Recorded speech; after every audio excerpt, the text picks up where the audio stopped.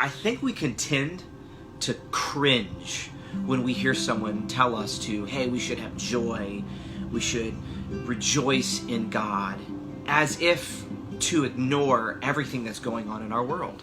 How can we look at something like COVID-19 and say, hey, let's rejoice in Jesus because of this?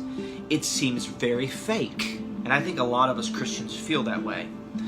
But see, our joy as Christians is not anchored to what's going on in our world. It's not anchored to if everything's going great. You could say it's an anchor to circumstance. Actually, our joy is anchored to the reality of the gospel.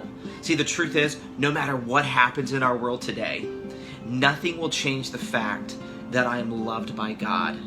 It's because of His mercy that He caused me to be born again, as He says in 1 Peter 1:3. And I rejoice in that truth. No matter what happens, God loves me. And my salvation, my life in Him, is kept by His power.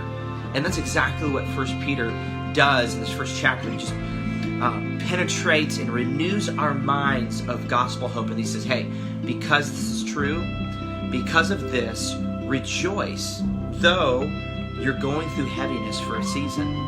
See, the gospel doesn't ignore heaviness. It doesn't ignore the sorrow. It doesn't ignore the tears.